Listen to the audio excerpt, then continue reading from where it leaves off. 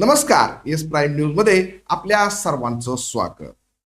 वारंवार पत्नीच्या चारित्र्यावर संशय घेणाऱ्या माती फिरू नवऱ्याने रागाच्या भरात मध्यरात्रीच्या सुमारास पत्नी आणि लहान मुलीवर कुऱ्हाडीचे घाव घालत दोघांनाही संपवले.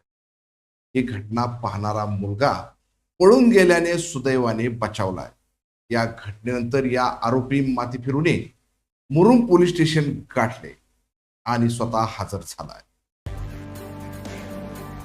संसाराची दोन चाके सोबत चालली तरच संसाराचा गाडा पुढे जातो.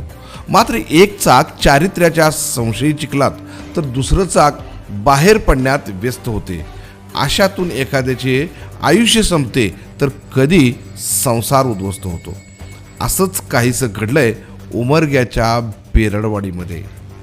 सोमवार दिनांक 6 एप्रिल मध्यरात्री 2 वाजण्याच्या सुमारास एक इसम हातामध्ये रक्ताने माखलेली कुऱ्हाड घेऊन मुरुम पोलीस स्टेशनमध्ये आला आणि त्याने संबंधित पोलिसांना सांगितले की मी पत्नी आणि मुलीला संपवून आलोय. हे शब्द ऐकताच ड्युटीवर असणाऱ्या पोलिसांना घाम फुटला. कारण हातामध्ये रक्ताने माखलेली कुऱ्हाड आणि चेहऱ्यावर कोणतेही भय नव्हते. त्यामुळे हा माणूस आहे की हैवान असंच 2 मिनिट पोलिसांना वाटलं. क्षणात संबंधित अधिकाऱ्यांना बोलावून पोलिसाचा फौजफाटा घटनास्थळी रवाना झाला. वस्तीवरील पत्र्याच्या घरामध्ये एका महिलेचा आणि 8 वर्षीय चिमुकलीचा मृतदेह रक्ताच्या थारोळ्यात पडला होता आणि बाजूलाच घाबरलेल्या अवस्थेत एक 10 वर्षाचा मुलगा एका कोपऱ्यात बसला होता. पोलिसांनी या लहान मुलाला विचारले की घटना घडत असताना तू कुठे होता. त्यावर त्याने जे सांगितलं ते अगदी भयान होते. वडील कुऱ्हाडीने आईवर घाव घालत होते तर बहीण उठून बघितल्याने तिच्यावर देखील वडील घाव घालत होते. त्याच वेळी मी ही दृश्य बघून रानात पळून गेलो. म्हणजे ही संपूर्ण घटना पोटच्या मुलाने पाहिली.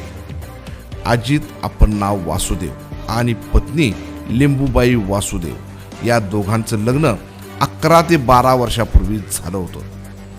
अजित वासुदेव हा शेती करत होता तर पत्नी लिंबूबाई या घरकाम करत होत्या. त्यांना एक मुलगा आणि 2 मुली होत्या.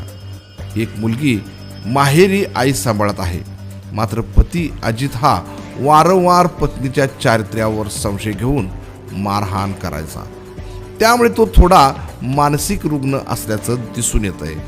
सोमवारी रात्रीपासूनच या पती पत्नीमध्ये चारित्र्याच्या संशयावरून जोराचं भांडण सुरू होतं.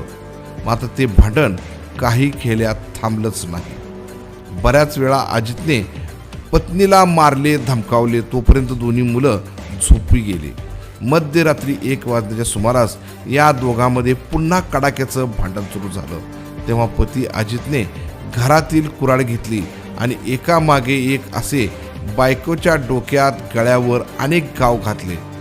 पत्नी लिंबूबाई किंचाळत रक्ताच्या थारोळ्यात पडत असतानाच या घटनेचा संपूर्ण गोंधळ ऐकून 8 वर्षाची मुलगी मानसी उठली. तिने देखील हा संपूर्ण घटना बघितली. त्यामुळे चिडून तिच्यावर देखील या माती फिरू बापाने कुऱ्हाडीचे घाव घालण्यास सुरू केले. तिच्या किंचाळण्याच्या आवाजाने मुलगा उठला. पण त्याच्या लक्षात आले की बापाच्या डोक्यात हैवान घुसलाय. तो आपल्याला देखील खलास करेल. या भीतीने त्याने लगेच घराबाहेर पडत रानात पळून जात लपला. त्यामुळे सुदैवाने तो बचावलाय. या दुहेरी हत्याकांडानंतर तो भानावर आला. त्यानंतर त्याने लगेच रक्ताने माखलेली कुऱ्हाड घेऊन मध्यरात्रीच मुरुम पोलीस स्टेशन गाठले. तेव्हाची रात्री 2 ते 2:30 वाजले होते. तेव्हा त्याच्या चेहऱ्यावर कोणतीही भीती किंवा कोणताही पश्चाताप दिसून येत नव्हता. त्यामुळे तो किती सायकिक आहे हे समजून येते. खरं तर पोलिसांच्या तपासामध्ये तो विनाकारण नेहमीच बायकोवर संशय घेऊन मारहाण करायचा. तर त्याची दोन्ही मुलं हे त्याच्या दहशतीमध्ये राहत असल्याचं दिसून आलंय. त्यामुळे केवळ सैतानी प्रवृत्तीमुळे पोटच्या मुलीला आणि बायकोला मारून अजितने संपूर्ण घर उद्ध्वस्त केलं हे नक्की. या प्रकरणाचा सखोल तपास API डॉक्टर संदीपान दैफळे यांनी केला असून माती फिरू आरोपीला अटक करण्यात आली आहे.